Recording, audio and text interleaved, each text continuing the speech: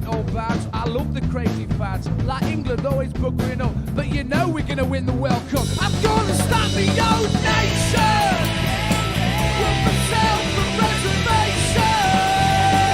I'm gonna start my own nation with myself for reservation.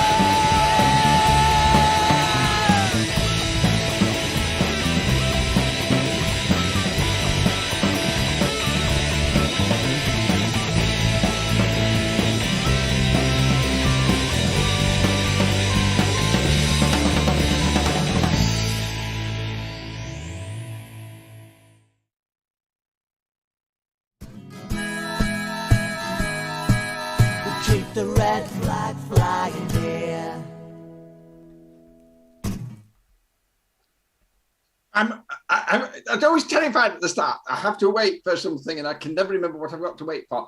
Hello, welcome to Political Unmuted. It is so good to see you all. People are already saying good evening and hello. Hi, Neil and Kerry and Tim and Jacqueline and Leanne and Restream and Brittany's the people and Ruth.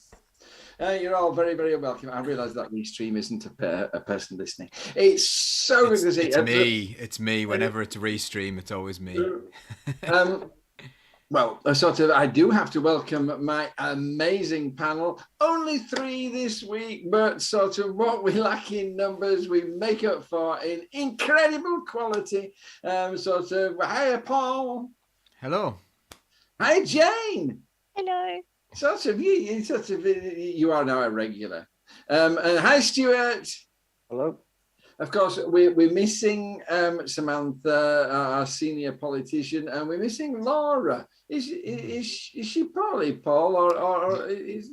We're both having sleepless nights at the moment because we've got a new puppy who may make an appearance later on. But yeah, sleep is an issue, so we're just like kind of Rosa. Now, is yeah. this Rosa after Rosa Parks or after Rosa Luxemburg? This is the question, Paul. Delete is applicable. You know, you can choose. Pick which one you prefer, Rosa Parks or Rosa Luxemburg, and you can say both. Or did you just think it was a pretty name? Anyway. No, so definitely. She's definitely named after someone. If you go on Facebook, you'll be able to see the dog. She's cute, and Penny's not jealous. Penny's adjusting. Let's say she's finding it hard to adjust at the beginning. She doesn't get bothered by that much, but she doesn't really want to play. She's of a certain age, Penny. I know she looks like a pup, but she just wants to have a quiet life. So it's a bit of a change. But the kids are delighted and yeah, she is absolutely lovely, Rosa, as well. So she must make sure that Penny's nose is not put out of joint. Okay, right. Okay, first of all, it's I can start the show now, having twittered about nothing for the first 2 minutes. First of all, this is show 80. We've been going. Paul has upset me right on this. July 2020 did we start? I way back. So, I mean. The 80 episodes, it's just unbelievable. And the team that turn up every week to do this is just fantastic. Secondly, if I'm a bit lackluster today, it's because I'm moving house next week. And I've just been spending every hour, 12-hour days, packing up. My back is killing me. The feet are saying, why are you standing on me so long? If I suddenly nod off, Paul will take over for a while until I wake up. And it does mean that I won't be here next week. I apologize, but that is moving day. That is moving day. So the computer will literally be in transit. So yeah, I'm sure that somebody will step into the very shallow void. Okay, right. Moment of the week.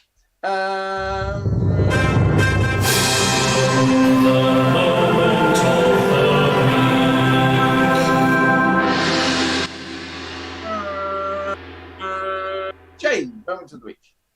So I'm normally trying to be respectful of people, but something really annoyed me, so I might be a little bit disrespectful, and I apologise in advance if I am.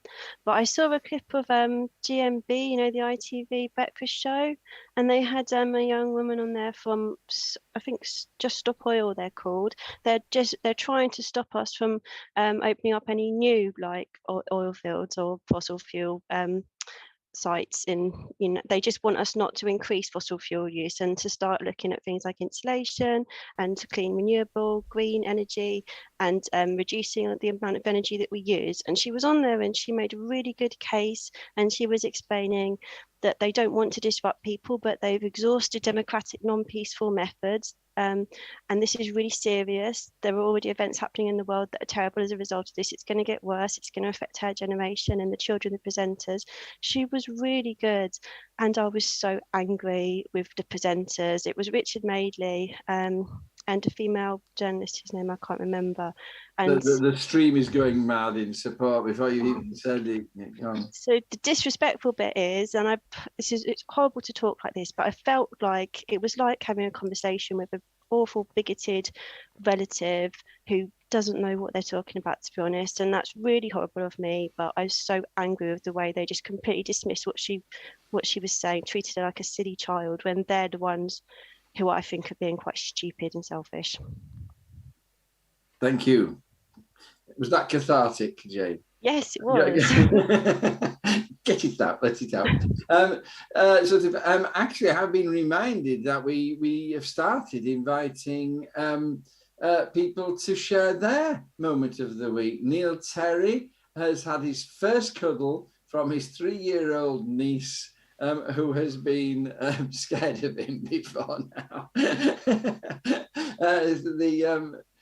Sort of she'll be climbing all over you next, Neil. Do share your moments of the week with us, and if I miss them, one of the other team may be able to sort of pick up on them. Stuart, what was your moment of the week? My moment of the week is I was on holiday last week, wasn't I? And in an unfortunate turn of events, my daughter slipped down a 30-foot, 80-degree embankment.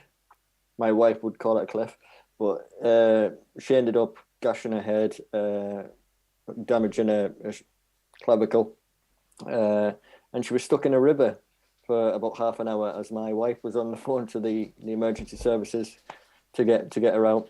Then we went to a hospital an hour and a half away, which is, you know, the nearest hospital to that site, which felt ridiculous in today's day and age. Yes. But what the moment of the week is my wife wrote an email to the MP for the area, who was Rishi Sunak, who, of course, as MPs do, require you to be a constituent, which means that there was no way of communicating that way. And I think that my wife Ashley just wanted some reassurance on the matter. So she then contacted my own MP, thinking that might be the route for advice or signposting. But again, it was out of area. So there was no recourse that way, which gets me thinking, you know, there's a lot that we expect from MPs, and the reality is they're not particularly helpful at times. They're given quite the power and platform, but it doesn't take a great deal to be helpful and reassuring, I think, at times when people are, you know, traumatized, for want of a better word. I think, and MPs need to step up a bit and actually show, you know, a bit of compassion in the way that they communicate. It can't just be a "you're not my problem" type situation. Do you think that, I mean, we have all these much vaunted ways that we can hold loads of people to account within companies, within banks, in schools, but do you not feel sometimes that it's all just designed to fob you off, get rid of you? Absolutely. The least that I think Rishi Sunak's office could have done was to inform my wife who the local council was, who was responsible for their piece of land on a public right of way, a walkway that was advertised by the local area and, by a tourist board. So, it's so little that would make a big difference. And I think certainly Parliament and the way that we operate, MPs and where they're allowed to allocate their resources needs to change somewhat to be more positive and comforting and address some of the issues that people need answers for. People are asking how your daughter is now. Is she recovered? She's got a sling and a number of staples in her head, holding her together, but she seems quite happy. I'm sure that my wife and my daughter and my dog are traumatized to some level. Fingers crossed everybody comes out of it in a few weeks' time. And it's happened during the holidays as well. If it had been a school day, she would have gone as a hero to school. It would have been, sort of, look, what's happened to me? And everybody would say, oh, what's happened to you? So when it's the holidays, all you got to do is to think about it. Some other people, Leanne Powell, her moment of the week is getting time to sit and watch political, listen to your political community, unmuted. It's sort of, Leanne, you're a hero. We love you. Kerry Wilkes chairs her last national forum for Unite Community, and her window got put in. Are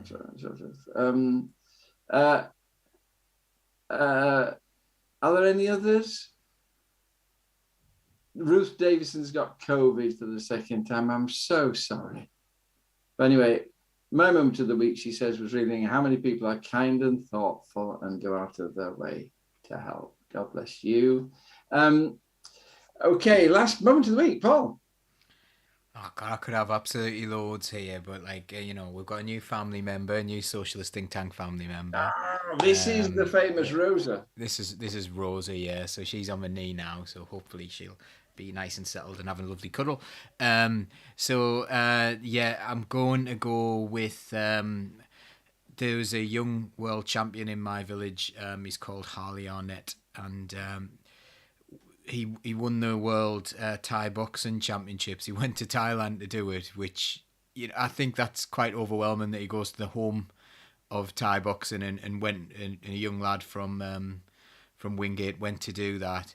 So we had a little event to present him with a photograph of himself holding the medal, and then and we put one up in the local community centre as well. So a little bit of positive news, something nice, something to celebrate. The young people get a really bad rap a lot of the time, but there are some really good people out there, some really dedicated people, and the amount of dedication it would take to win that is incredible. So it was nice to be involved. Like I was involved in that, from asking the parents whether they wanted to have an event all the way through to proposing it and presenting the award. So it felt nice to be the chairman of my local parish council this week. And then there's a lot of difficult things that go with that role, and a lot of quite frustrating things that go with that role. So it was nice to do something really positive.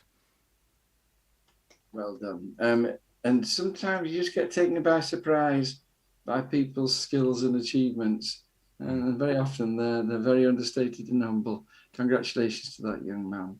I'm going to have a moment of the week, which is unusual, but there's two things just happening in the Labour Party this week that I cannot be quiet about. The first one is that there was a little bit of a hoo-ha because at the last conference on day 3, conference passed a motion stating that they wanted it to be the policy of the Labour Party that we should consider sanctions on Israel for what's happening in Palestine and Gaza. Keir Starmer has denied that that's Labour Party policy. And now if you go to the website, I am told, I can't find it, but yeah, sort of all reference to that debate has disappeared. Now, if that wasn't bad enough, and I do understand that the Labour Party's stance on Palestine is a big problem for many, many people. But the new rule book has come out, and the new rule book of the Labour Party explicitly states that the rules of fairness and natural justice will not apply to people who are being expelled from the Labour Party. It says so explicitly. The Labour Party's rule book says we reserve the right to be unfair and to deny natural justice. Now, we do not deny natural justice to murderers and rapists, and we give them a fair trial. Not the Labour Party. If it's wanting to expel you, it reserves the right to not give you these human rights. And I just wonder how long anybody of principle, never mind lefties and oddballs, how many people with any kind of moral principles can continue to be a member of a party that is doing this kind of thing. Horrific. Absolutely. I'm not going to take a discussion on it because it's very dangerous for members of the Labour Party to start talking about this. I think what we'll do is I'm going to, it's not the big story, but Paul asked for it to be taken, and I think that it's so important. It's not big story, it's breaking story. And the breaking story is, of course, the lockdown fines. Paul, tell us all about it. So we know that there were some parties at Downing Street when they were telling everyone else to stay at home, and you know you weren't allowed to socialise with your colleagues, you weren't allowed to socialise with anyone, you weren't allowed to visit dying relatives, you weren't allowed to do a single thing that a human would be expected to be able to do in a free society. We were voluntarily prisoners in our own homes in a lot of cases, and that didn't matter whether you were alone or whether you were whether you had a big family or whether you had no space or you had a mansion to walk around in. Everyone was supposed to stay at home. The rules were very biased towards rich people anyway, because, you know, as I said, if you had absolutely no space, if you were living in a 1 or 2 roomed flat, you would be in these terrible, terrible conditions and expected to follow the same rules as everyone else, the same rules as someone who had, you know, oh, I shall isolate in the West Wing, it shall be fine. I will have it delivered by the butler, who I think butlers were allowed to work, weren't they? So, yeah, we had all that, and there've been some parties in Downing Street that were reported very late by the media. We suspect that they knew about them for a very long time, but they were reported way after they happened in the media. And then there was the whole, oh, let's do a Sue Gray report to find out if there was actually a party in my house. And then they says, oh, and the police said they weren't going to investigate. Then the Sue Gray report was about to come out, so then the police said, actually, we are going to investigate now because that might give Boris Johnson a couple of weeks. No, that's not the official line, by the way. That was me being a bit cynical. And then the police have investigated. A watered-down Sue Gray report came out saying that, yes, there were breaches left, right and centre, and, you know, Downing Street was basically badly led. And then the police said, we're going to start issuing fines for the people who did breach lockdown. And today it has finally come out that apparently he's claiming it's only for his birthday party that he held. Boris Johnson, Rishi Sunak and Carrie Simmons were all fined for lockdown breaches. I don't know how much they were fined. Boris Johnson has come out and said he has paid his fine because, and actually he was so busy that day that he didn't even realise it was a party because they were just singing with birthday cake, which is unusual at parties, I've heard. You know, so yeah, he's and they've broken the law. It's the first time they've been a sitting Prime Minister has been found guilty of breaking the law while in office. It's like a lot of people are saying it's not the first time that someone's broken the law in office. It won't be, will it? But it's the first time they've been found guilty. So they've been told to pay a fine, but we don't know how much this fine is. It could be very little, it could be a lot. It doesn't matter because they've got money. These kind of fines are designed to affect poor people, not rich people. So they've paid a fine. in the same week, it's funny. There's a local legend around us called Eddie Elwood, who was Mr. Universe 4 times. He's like a big guy, and he owns a gym.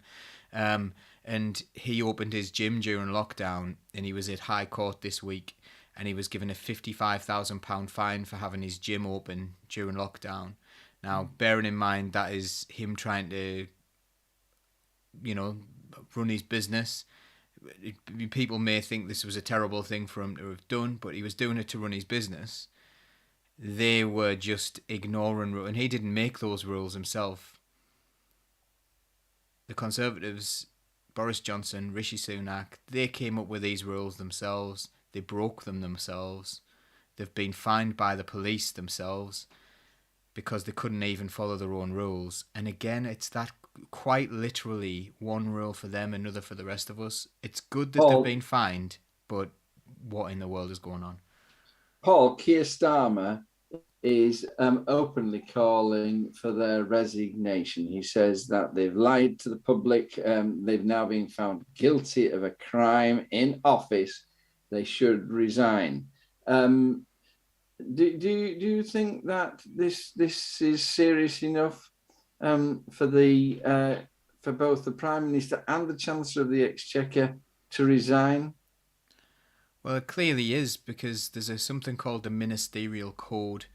Earlier on, I put out a video on Facebook, and some of you may have seen it, and I was just talking about shame. Like, our society has been built on shame forever. Like, people will be shamed into not doing a certain thing.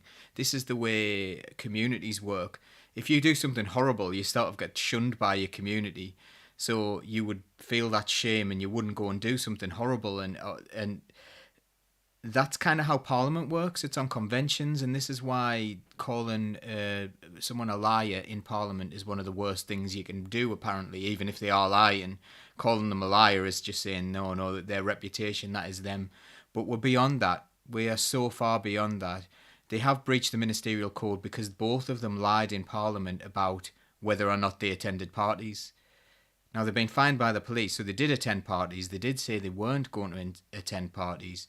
So they're proven to have lied in Parliament, and still there would be a greater consequence for someone saying that they lied in Parliament than for them lying in Parliament. Just interrupting you, Paul, there. I was listening to that, and actually what he said, they showed a clip of him speaking to Parliament. He did not say that there was no party. He said he had been assured that there was no party. Weasel words. I think that it's arguable that he actually didn't lie. He gave a wrong impression.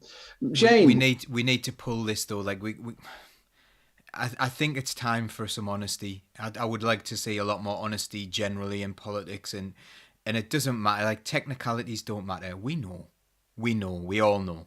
Yes. Jane, people are saying that, to lose your Prime Minister and your Chancellor of the Exchequer would be a knock to government at any time. And what people are saying that is that if we're in the middle of a war, this is not the time to rock the government boat to such an extent. Do you agree with what's your thoughts on that? I mean, Ruth Davison's going mad about it. It was before we even started talking about this topic. But what was your comment on that, Jane? Well, we're not at war. Obviously, we're supporting Ukraine.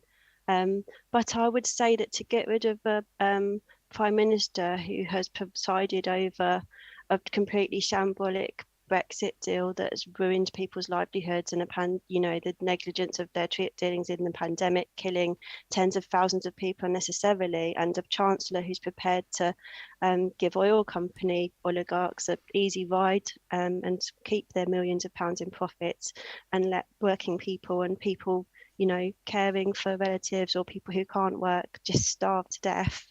That's no great loss, is it? I'm scared to say it. It can't get much worse. It can, because I've seen the other people in the Conservative Party, but I don't think they're any great loss, those two. So you think they ought to go? I do think they ought to go. I'm just frightened of what will replace them. Yes. Stuart, I mean, I've just got one more comment to make about this, and the public is going mad about it, but I'm disappointed in a public going mad about this. We've had 12 years of people, this government killing people, this government completely messing up absolutely everything, not least the pandemic. We've had a government that's overseen, is it 150,000 plus deaths? Oh,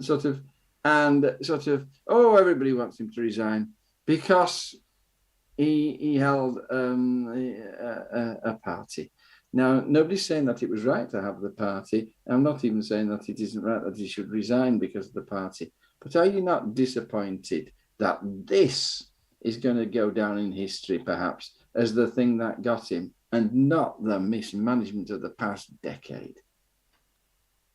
I think part of it is it's very emotive, because they really drummed into us how important it was that we didn't visit our mothers, our fathers, that we didn't, have contact with our children, with our siblings. They drummed it into us that we would be breaking the law if we attended funerals or weddings, that we were separated from our family in hospitals. People died alone, and that was drummed into us that was really important. And that's why it's such a emotional gut punch, this item. And yeah, we've had an awful government that's overseen countless deaths during COVID, through the worst years of austerity. 160,000 people estimated to have suffered a death through the effects of austerity measures. There's real blood on their hands, for want of a better word. But it's because that we weren't getting that reinforced idea of just how crucial each and every one of us was to this. But they knew that they could get away with it. They wouldn't have even tried if they didn't think they could get away with it. Mm-hmm. That's why it's, pulling on the heartstrings. People are really hurting, and I think we need to respond to them in a way that recognizes that. And, we don't take any comfort in saying, well, look, they did this and they did that. We really have to, stand shoulder to shoulder with them and say, look, they're the worst of the worst. They don't have your interests at heart. They don't care about the things that matter to you. I'd like to go back to you, Jane, and sort of, I'm just amused by Leanne. She says, obviously autocorrect has clicked in, and she says she wants them to go, but butterfly alternatives are worse. Butterfly, not but other. But quite frankly, a butterfly couldn't do any worse. I mean, is it somebody? I think is it me? I've lost it now. But suggesting that really they're just silly and incompetent. But is that not proving deathly? Is that not the worst? That incompetence is the worst that could possibly be happening. Yeah, we don't need incompetence at the moment. We need people who can lead the country. They're not just doing it by themselves. They're not just, one man in an office doing his best. They've got a whole department, a whole government behind them to support them. They've got resources available to them that most of us can't imagine that they're spending our money on. So I'm tired of hearing their sob stories. That's excuses.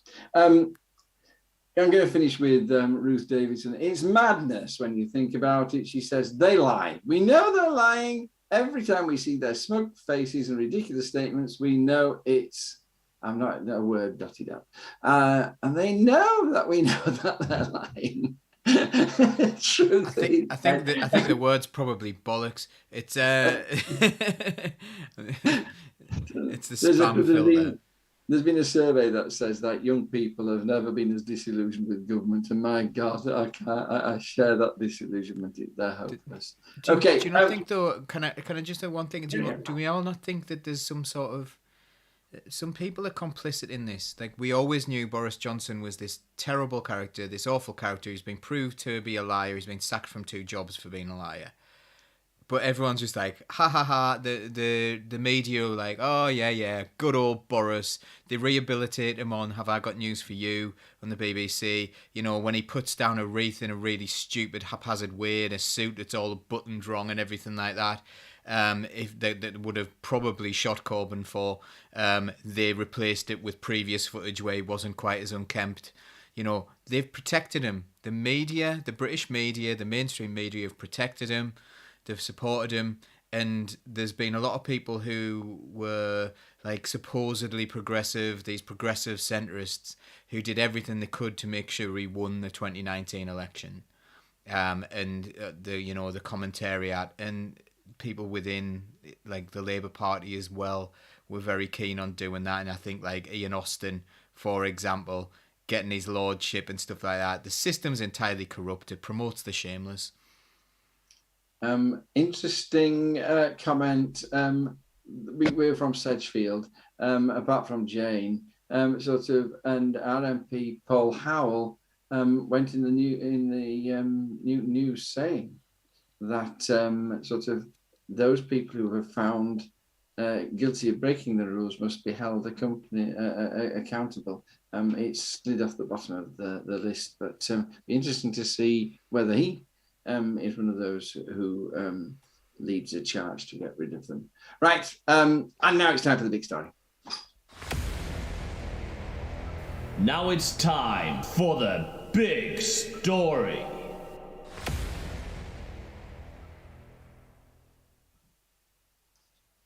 Good comment here. Beyond incompetence, it was negligence. My God, you're right. Absolutely true. Okay, well, the big story, everybody, is that a story in The Guardian that the UK's freedom of information laws are being undermined.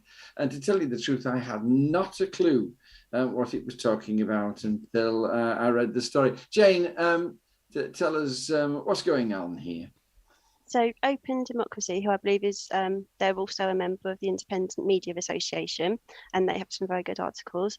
So they uncovered the fact that there's a clearinghouse for the government screening Freedom of Information Acts and blacklisting requests from some journalists and people who aren't journalists. So there was a parliamentary inquiry into this, and it's ongoing. The government said that they would have an investigation, and then 5 months later admitted that they haven't appointed anyone to investigate yet, but they have time to think about selling Channel 4. It all seems quite horrible, to be honest. Apparently this clearinghouse that's screening the Freedom of Information requests that come in has interfered with information given out in response to Grenfell Tower requests. And they blocked the release of sensitive files about the contaminated blood scandal when the son of one of the thousands of people who died in that tragedy requested information, which was his legal right to do. They blocked him having it. And it seems like standards are really falling. 2020 to 21 was they managed to resolve the lowest number of complaints in a decade, and the government granted full requests to the lowest number of requests since records began on this. The Information Commissioner's Office has taken no action against any Whitehall department at all in the last year. And the Information Commissioner, who was appointed last year, appeared before MPs to speak about this, and admitted that he hadn't read the ruling from the Open Democracy court case on this, suggested that people should be charged for asking for information, and said that people should trust Whitehall and not ask for unnecessary extra information. And This is the Information Commissioner who they put in charge. And we're all supposed to be, happy that this man will do us justice. Jane, did he actually say those things in as many words, or is this you paraphrasing? This is Open Democracy paraphrasing. So unnecessary extra information wasn't in quotation marks, but this is what they said that he said. Horrific. How serious do you think this is for our democracy? I think it's extremely serious.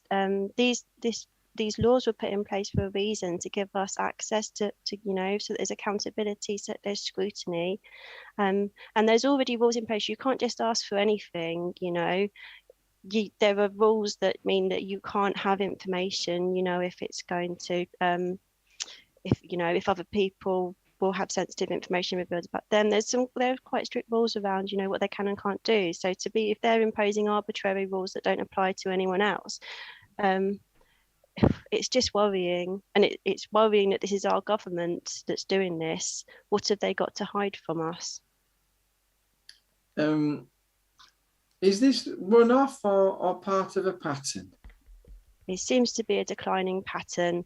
And so more recently, they've said that there's been dozens of freedom of information requests into the Partygate scandal that have been thrown back and not processed. And journalists are saying that even when they do get a response, they're having to wait up to 18 months or maybe years to get their response in full. So obviously, if you've got an important news story that people need to know about, 18 months, the story's going to be gone. It's brushed under the carpet at that stage. So this is a very good way of not letting the media hold you to account. So what? I mean, they can't be saying, surely, well, we don't want to give you it, and that's good enough. What are the reasons they're giving for these delays?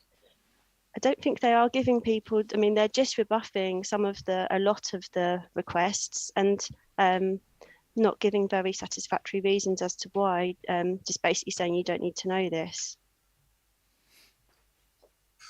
Stuart, I mean, a little while ago, we were all doing this hacked off, and we were all furious with the press for intruding into people's lives. Sort of, I mean, this clearly goes to the heart of the freedom of the press, but do you not agree with the government that there are times when the press cannot have just any information that it wants whenever it wants it? I think that, yeah, correct. There's limits that are in place, but I think that they're now being used as a means of obstructing journalism completely. I already know that when an FOI comes in, you can just go to the Information Commissioner and get it deemed, vexatious. So it's just thrown out as, somebody's just trying to get one over on me. You can have it thrown away, and clearly there's an effort being made to understaff departments. If, eventually they could dwindle it down to just one man in an office working on this, and no one would ever see the information they need, or, the justice that information could give them. The letter of complaint recommends that the freedom of information is extended to cover private companies that provide public services. Do you think that that's an essential? I think that if you're looking to seek a contract in the public domain, a public contract, that you've got to be open and transparent. I think that the British people deserve the right to be able to see if they're getting value for money in a contract. When it's at the end of the day, it's their money, it's their expectations that need to be met.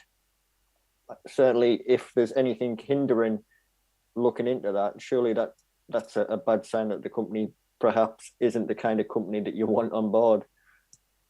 No, that's a good point. Finally, coming to you, Paul. I mean, I asked Jane whether she thought it was a one-off, this freedom of information problem, or whether it was part of a pattern in government. I mean, do you think, if I were to say to you, this government is systematically shutting down opportunities for recourse, shutting down opportunities for scrutiny across the board, would I be overreacting? It's hard to say for sure, but that's what it looks like. That's the direction of travel, not just with this government, but with previous governments. I believe the Freedom of Information Act might have been set up with the best possible intentions, but it's very much kind of corruptible. You can see, oh, actually, if this is too much work for us to do, we don't really have to do it. And as you say, like private companies are excluded, and all these problems come up. What we're seeing is less and less democracy. And it's the kind of democracy that I think people see democracy as being this big, grand Westminster thing where there's a magic scepter in the middle of the room and you can't do things because there's because the magic scepter has special powers, and you have to have a fellow with a black rod or something like banging on things and all sorts of like really. People see that as being our democracy. That's the stupid part of our democracy, to be honest. And I know that it's the most important lawmaking body in the land, but it's very archaic, it's very silly. But there's all sorts of local democracy that's disappearing. So like, let's take education for example. Since academisation, there's very, very little local control in schools. Parents are over time they're sort of excluded from the conversation, local community members and stuff. So you have a board rather than or governors, like, and that board could be for the whole of the academy chain, where you've got like people who are local businesses involved in the board rather than people who are in that local community. So there's all sorts of democratic systems that are being stripped away from us. And I think that's what we're seeing. We're seeing maybe a slow creep, maybe even a rush towards the de-democratisation of the country. Someone said to me the other day that Boris Johnson was talking about, if he resigned and stuff like that, and the way that he was talking, it was as if he knew that no other party would ever be in power. It would always be the Conservatives in power. So whoever came after him, there'd still be a Conservative, and whoever came after them would still be a Conservative. And I do think that people are moving to just make us a one-party state, regardless of people's wishes. And we're seeing like voter ID and all these things that just disenfranchise people. But as I say, this low-level democracy is a massive, massive worry that's disappearing. Thank you very much. I think this is going to be relevant as we discuss our next story. Actually, the privatisation of so many public services, actively removing the opportunity of people to be involved in the running of those things. Neil Terry getting very upset about everything. We are heading towards authoritarian rule, he says.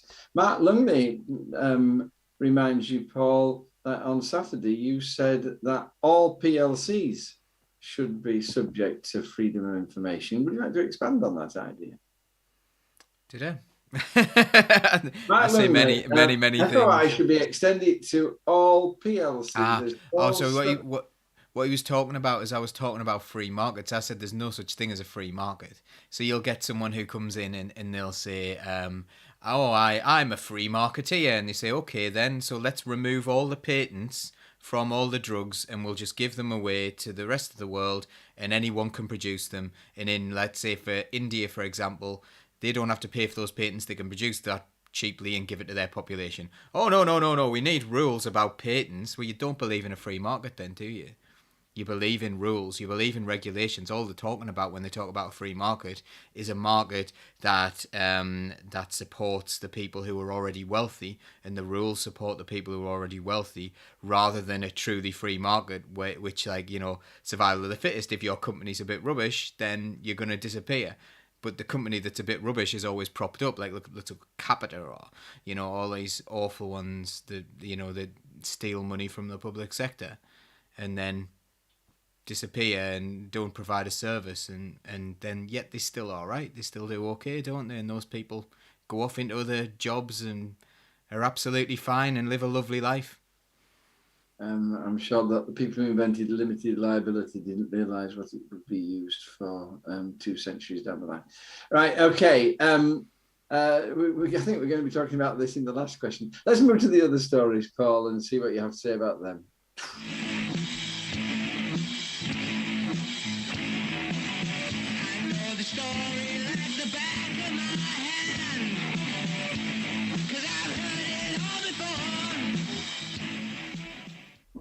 Hi, Paul and Knights. Thank you for joining us. God bless you.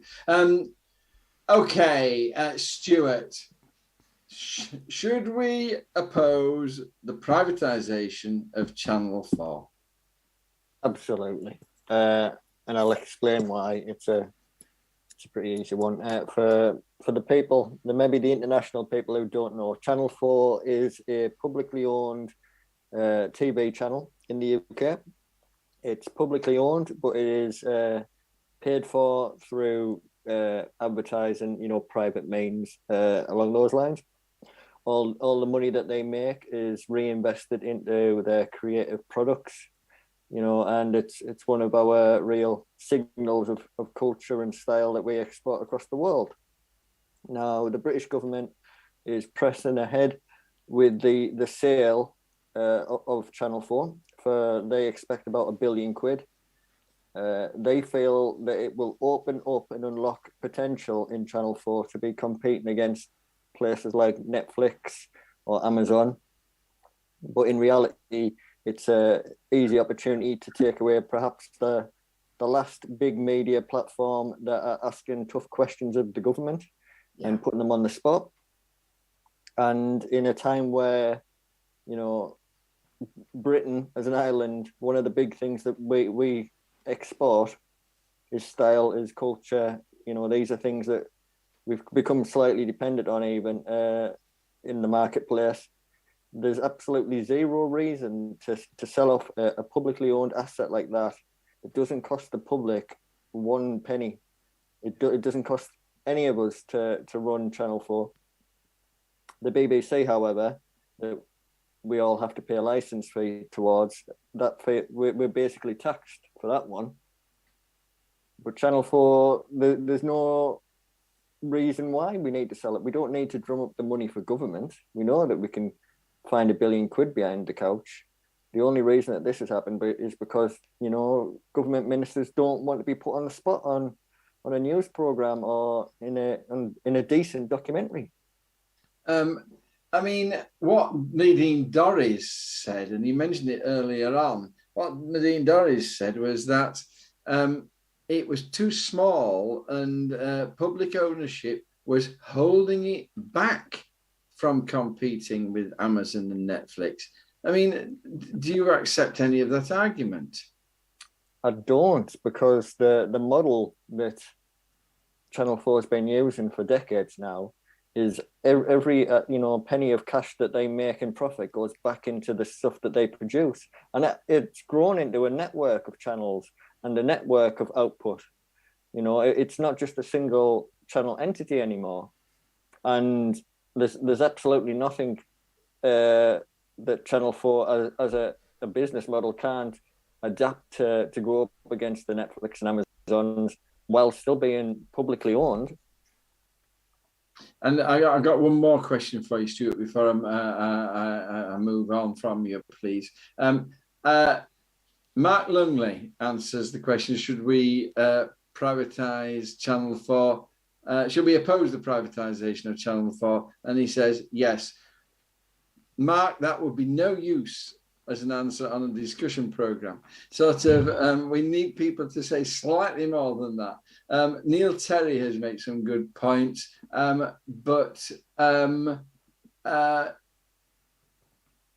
he points out what you said, Stuart. Did you see her that she didn't understand how Channel 4 is funded? She thought it was got taxpayers' money like the BBC. It does not.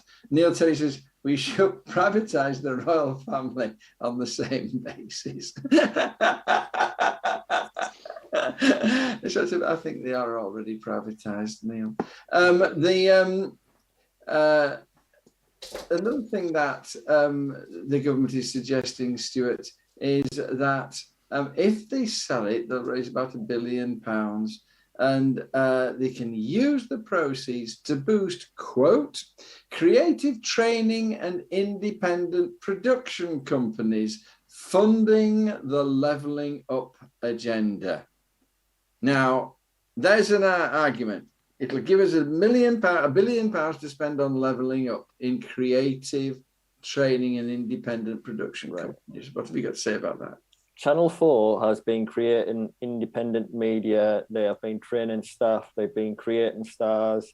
They have been nurturing people for decades now. You know, just think of how many people that you first saw on Channel 4 who, you know, in their bio on Twitter, you know, learned their trade at Channel 4. That is because the being publicly owned and knowing that every penny that they made out of their creative business went back into creating more stuff meant that they were investing in people from the day they started. This wasn't just about extracting profit. This was extracting culture and was extracting creativity. They really focused on that, and they have, you know, for decades now been building, you know, our creative workforce and delivering on the promise of leveling up for decades now. So it's absolute nonsense that we need to sell them off to do what they already do. I mean, Lucy Powell, the Labour shadow minister, says it would be cultural vandalism to sell it off. Is that what you were saying just then? Is that what she mean? I was going to ask what did she mean by that, but it strikes me that you've just described why it would be cultural vandalism. It would be a massive loss because we wouldn't be getting the good quality television, TV, internet stuff that we enjoy. People really like the creative output of Channel 4. But also we lose the fact that they would be operating publicly in Britain. They could operate anywhere at that point. That creative industry can move somewhere cheaper the second that we sell up Channel 4. They can broadcast Channel 4 from anywhere in the world to the British public. We want to keep those jobs exactly where they are. We want to keep expanding Channel 4 into more communities, in different places, in different cities. You know, selling them off means that the different cities they'll be in will be on the other side of the planet. Thank you. Paul, that's really frightening, Stuart, to tell you the truth. I had a question here. Does it matter if we do sell it to a foreign company, a US broadcaster? But you just painted that in such a frightening way. I'm not going to even ask it. Paul, one of the programs I like on Channel 4 is the Channel 4 News. It strikes me as the only news, including the BBC, which is not sycophantic in the extreme. And it really does try, I think, to get to the bottom of what's really happening. Is that why they want to sell it off? Well, ministers, I believe last year or for years now, have been refusing to appear on Channel 4. I'm not sure if they've lifted that ban yet, but they had been refusing to do that. But I'm not sure that's the only reason. I'm not sure it's only that. I think it's ideological. And what you've got is they keep talking about streaming services and these things. It needs to be able to compete. Well, at the moment, it's the largest free streaming service in the world. There's more content on Channel 4, on all four, than there is in any other on any other worldwide streaming service. So that free content, they're saying, well, you know, that really shouldn't be free. People shouldn't, you know, people should be profiteering from that. And this is their ideological methodology in the Tory party. If someone isn't making themselves incredibly rich out of it, out of doing no work, but out of owning it, out of ownership, because their whole ideology is ownership means increasing your wealth. And yeah, so a lot of the time people talk about ideology, and ideology, I think, can be an incredibly good thing. It depends what the ideology is. Their ideology is for people who are already rich to get richer. My ideology is to give people who don't have any power some power. You know, I like to empower people. I like people to take control of their own lives. I really truly believe in the freedom of people being in the position to make their own choices about life. and a lot of that is making sure that people have enough money. But the Tories are the opposite of that. They want to concentrate wealth. And this is what it's about, I think. It's about concentrating wealth. Someone will end up making a lot of money out of that free streaming service. They'll be seeing that and they're saying, giving away all that content for free. But someone could be profiteering. And that's, for me, what it's about. Yes, Channel 4 News has upset a few of them for being more balanced than other mainstream news. But, I don't think that's the only thing. They don't even know what the funding model as well. They're like, that's how you know, because Nadine Dorries said that it's costing the taxpayer loads of money. One, taxpayer doesn't pay for anything. Taxes don't pay for stuff. That's a really stupid way of saying it economically. But anyway, don't talk about taxpayers. But she was looking at it and saying, publicly owned costs money, privately owned makes money. That's what they truly believe, despite the fact that this is incredibly wrong. Thank you. Neil Terry reminds us that poor people, the poorest people, TV is one of their main forms of entertainment. And it's an absolutely vital alternative to going out for a meal and going to the cinema and all the things that people who've got money do. And pricing it out of their pocket will be a massive thing. Jane, I'm just going to go back again and looking for one of the why the government is doing this. One of the reasons that Polly Toynbee, I think it was, suggested was that, no, it wasn't. It was Labourists suggested that it's part of Nadine Dorries' war on woke. Sort of her war against left-wing snowflakes. I mean, do you think it's as petty as that?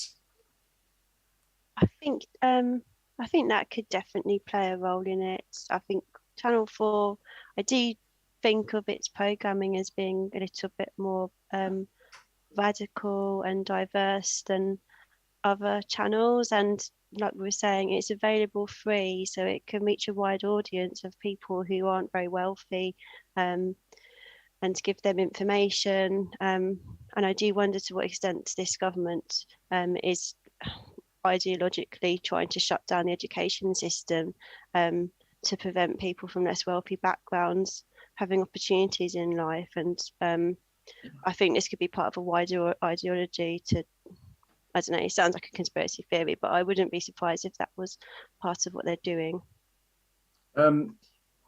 Finally, do you think they're going to succeed? Do you think that, I mean, there's a lot of Tories oppose this. Do you think it'll get through Parliament? It's difficult to say. There are Tories opposing it, which is a really, really positive sign, because the Conservatives are very good at pulling together, and what they're very good at is speaking out, and saying, I don't like this, but then when it comes to it, voting with the party anyway. And I really hope that the strength of feeling that people are speaking with over this issue means that they will stick to their guns, and perhaps some of those high profile MPs who've been brave enough to speak out against this might inspire some of the younger, more junior Tory MPs to stick with their principles. And the public opinion seems to be overwhelmingly that we don't want this sold. So I would hope that people are contacting their MP to try to influence them that way. That was my last question. There's a petition going around, isn't there? And I was going to say, what other ways are there that people can stop this happening? I think We Own It have definitely got a petition, and I think that they've got a tool for you to type in your postcode and generate an email to your MP. I've seen a change.co.uk or .org, I don't know what it is, petition as well. So, and I guess you can tweet your MP on social media, can't you? Get their attention that way. Not being blocked, yes.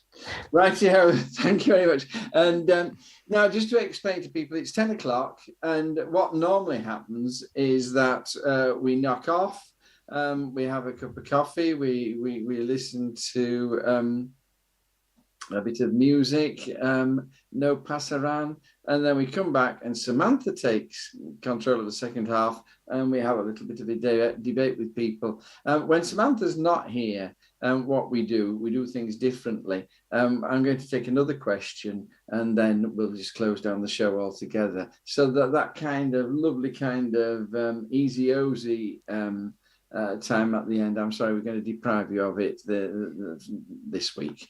Hopefully not next week.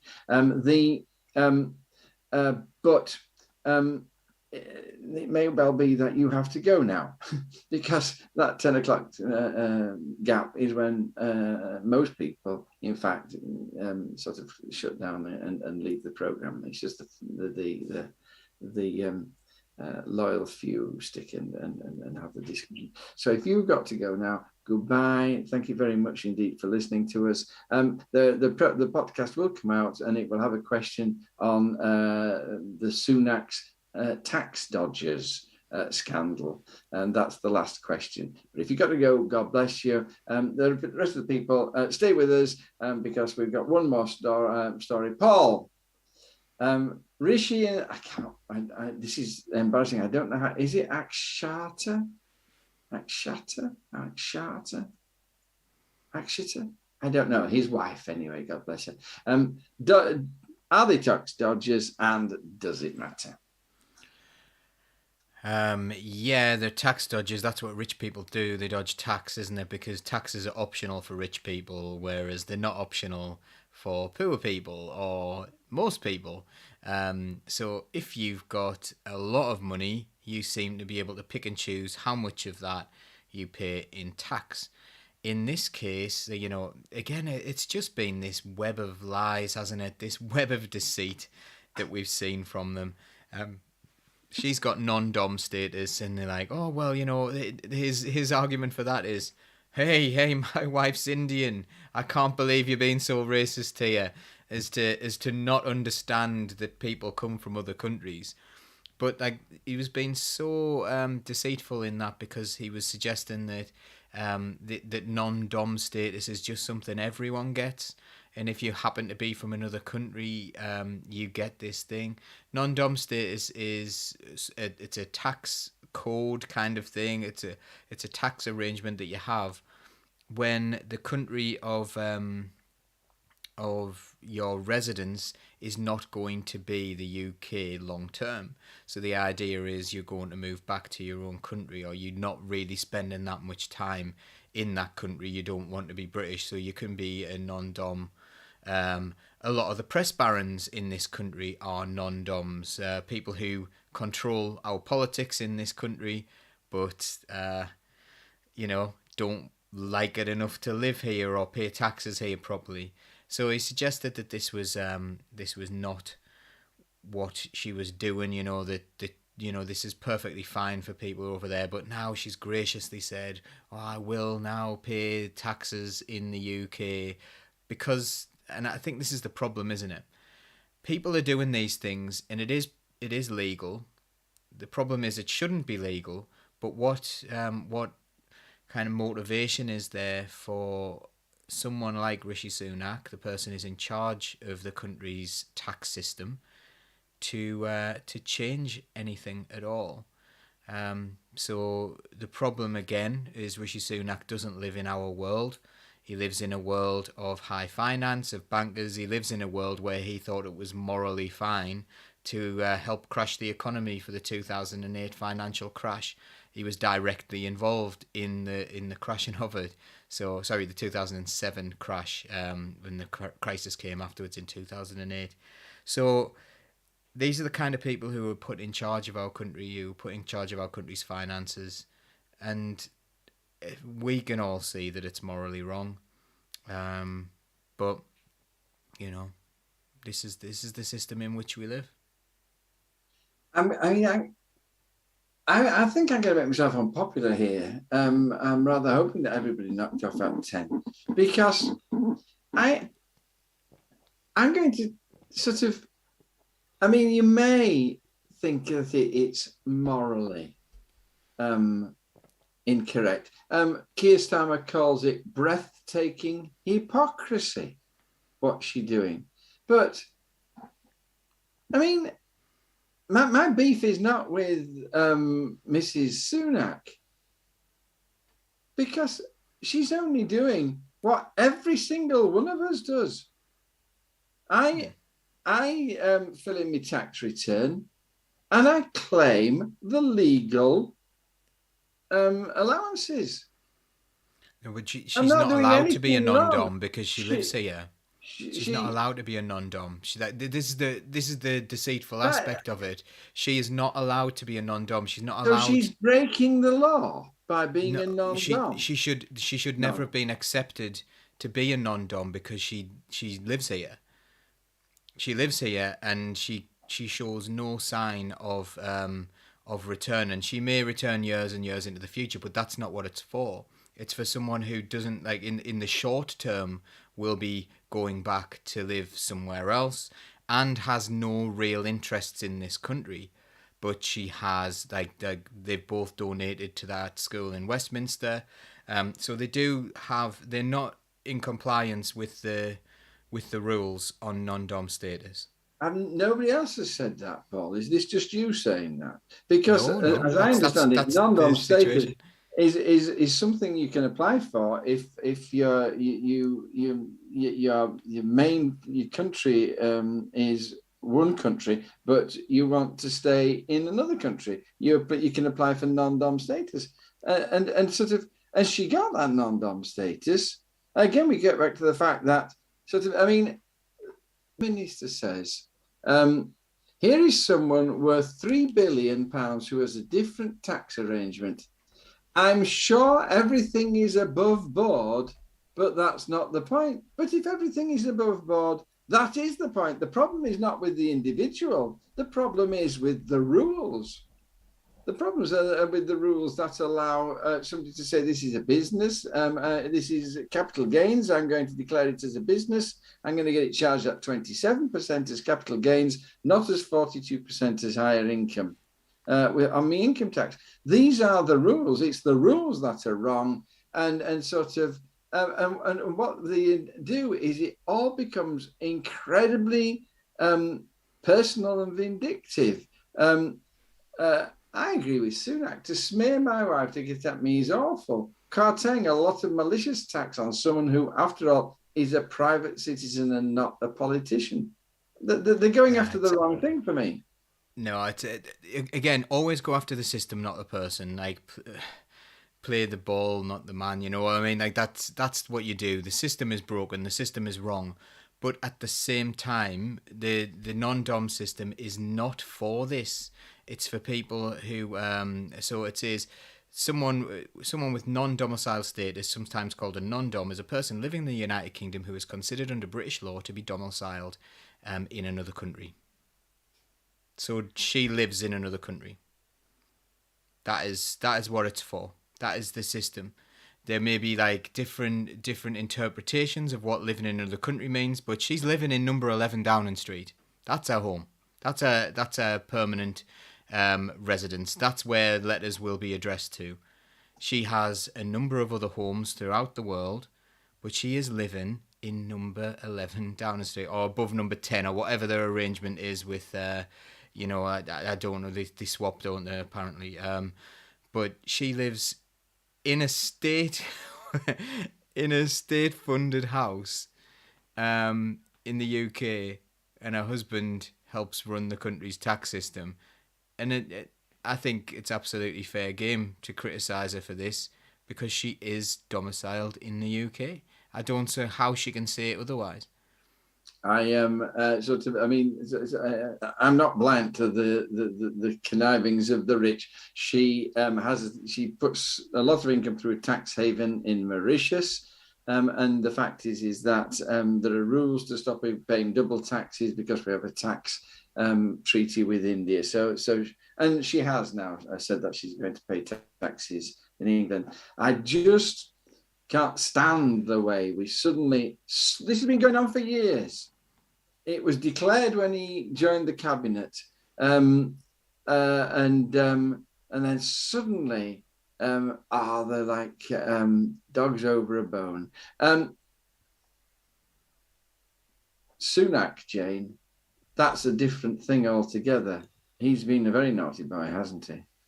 Yeah, I'm very angry with what I feel to be the dishonest take that he's taken on this, because I feel that the impression I got was initially they put out, or the spokesperson put out a statement claiming that non-dom was the same, that your domicile was the same as your nationality. They're two completely separate legal things.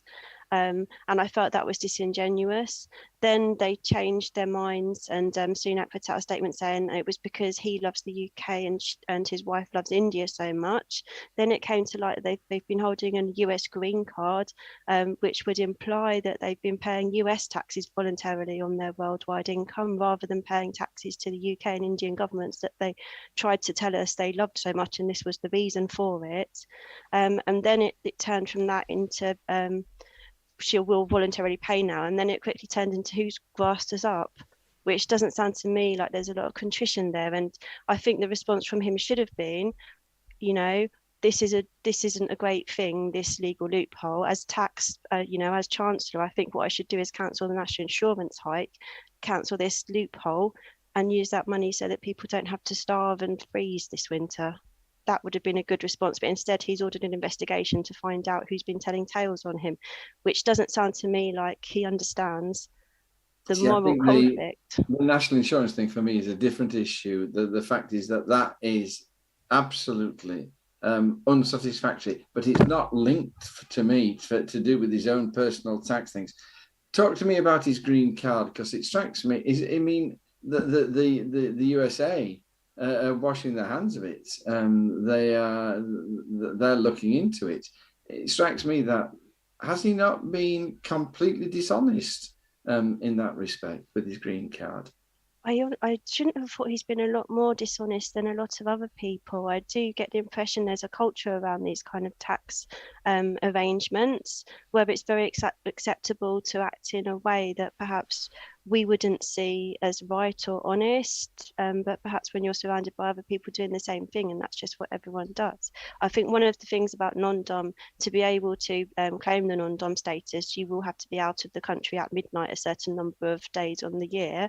So which would explain to me why he jetted off to California straight away as soon as the recess started, which suggests to me that although they're saying their interests are in the UK, it suggests to me that they still have an interest in not living within the UK. And given the key part he's playing in our government and the decisions he's making and the pain that's causing people in this country, and I know this is a separate issue, but you can't take his responsibility for what's happening out of that.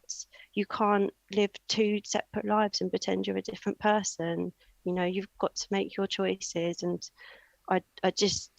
I'm really unhappy with how they're acting. I think that the green card issue is absolutely critical. For me, it trumps all that nonsense about whether he's been to a party or not, and certainly what his wife's been up to, because what it is that whilst he was the Chancellor making all those decisions about our economy, he had a green card to work and function in the United States. The Chancellor of the Exchequer had demonstrably split dual loyalties as to the economy and how it was working. And I find that deeply alarming. It's a bit like it's not the same, but it's a bit like finding that the Chancellor of the Exchequer or that the Foreign Secretary is a Russian spy. It's sort of just horrific. He's the Home Secretary allegedly tried to give our foreign aid budget to Israel's army. That's a... Yes, and sort of got away with that. These people know no shame. Jane, but one last thing about Sunak. He's referred himself to Lord, and I can't pronounce his name, Lord Geit, G-E-I-D-T, sort of the parliamentary watchdog chappie. Have you any hope that he'll be called to account for what he's done? Oh, either Jane is hugely serene about that question. Oh, she's frozen. Stuart, I was interested that all the word is that this is a Downing Street leak. Now that's if this has been leaked by Downing Street, that betokens something happening in the government. That's very interesting. What's your thought on the source of this story? Well, we know there's open struggles, isn't there, for the future of the Conservative Party. Certainly, people are picking sides, and Rishi Sunak, for a time, was seen as the next opportunity for Tory MPs. Certainly, he's been positioning himself that way. Certainly, the voluntary tax payment looks as if it's to salvage your reputation, to save a job as much as anything else. They're always going to be eating each other, aren't they? And it explains why there were so many Tories who jumped up and down in fury at what a rubbish spring statement it was. That they were destroying him to try and keep Johnson in power. There's things that he could have done that even Tory MPs have, taken him to task on. I understand that the one of the original ideas was that we would get a £500 support package with regards to our energy, and Rishi Sunak pushed quite strongly to reduce that down to 200. And when other Tory MPs are pushing for a more generous, clearly not enough, but more generous than what Rishi is doing, that's going to be used.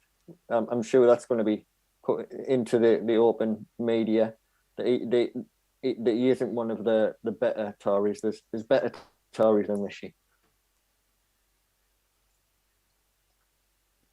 Are there any good Tories, Stuart? There's not, but that's how they'll frame it. I've not come across any. That's a very high bar to be better than the current crew, I don't think. I think in that case you need to define what you mean by a Tory. I think you talk about Tory MPs, people who stand for the Conservative Party. There are people who reform, vote Tory, support them, and then reform, change their views. We generally mean Tory MPs, don't we, when we're saying that there are no good Tories? Not necessarily Tory voters who just believed whatever lie was going at the time. For me, a Tory is somebody who pays money to the Conservative Party to support their ideals and further their agenda. That's what a Tory is for me. I don't include the voter base. It's up to the voter how they choose to assign their cross. But it's a very different matter when somebody takes money out of their wallet and sends it off to go support the ideals of, oppressing disabled people, selling off publicly owned assets. Do you think, Stuart, that Sunak's days are numbered? Do you think he's going to have to? Do you think that this is just a perfect storm and he'll have to go? I hope so. But the hope isn't just to replace him with another Tory. The hope is that we get to a position where there'll be some fundamental change with the kind of direction in government. We don't want to keep reducing ourselves down to nothing. Right now we're in a catastrophe more than a crisis with regards to the standard of living. By now I keep asking for a jetpack, and there's people who are there's bed poverty in Britain. 12.5 million people are due to be in poverty by the end of the year. 1 in 5 of us. What worries me about it is people see that there's a need for change, and they realise that what's wrong is capitalism, but they don't move towards socialism. They move towards national socialism. And that's what's scary. You can see it happening in France, and that's what's scary about me. Okay, with your permission, Paul, I'm going to draw the show to a close. You've just been absolutely fantastic, all of you. Thank you so much. And I learn so much every time I listen to you. Have you got the last word, Paul? Just that you can subscribe to us on YouTube and follow us on Twitter and like us on Facebook, and all those things really, really help. So tell your friends. You can become a member of Socialist Think Tank, join our Discord. You can donate to us if you like what we do. It's really, really useful for us, but we know how difficult times are, so we don't expect anything. And you can listen to us on a podcast as well. So if you ever want to catch up with anything, we've got so many really good shows. Like we must be approaching 200 now. So if you ever think, and actually I've dried up, I don't know what I want to listen to podcast wise, listen back to all our other things, find out how we've improved, and whether we're getting better at speaking or whether we're getting worse, whether our whether our relaxation into this is like, oh, I like it when they used to like really, really try, and now they're just totally relaxed in the spotlight. So yeah. So that's it for me, really. But oh yeah, you can get merch as well, like this Solidarity with Palestine T-shirt that I'm wearing now. Oh, brilliant! Yeah, with the people of Palestine, it says we're very specific about caring about people here. That's what we're always about. So please do have a look for us and support us in whatever way you can. We really appreciate it. Thank you, Paul, and your leadership and technical expertise, as well as your deep knowledge and insight, is so appreciated. Jane, dear me, you terrify me. You're just too clever.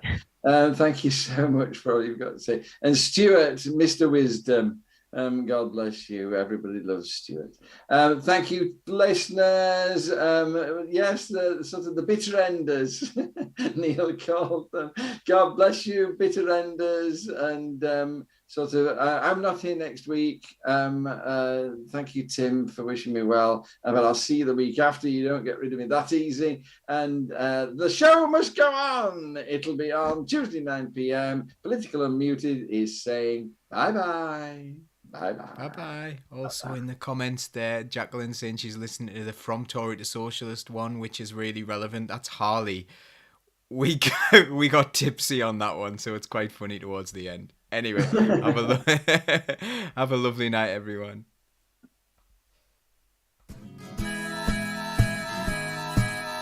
Keep the red flag flying here.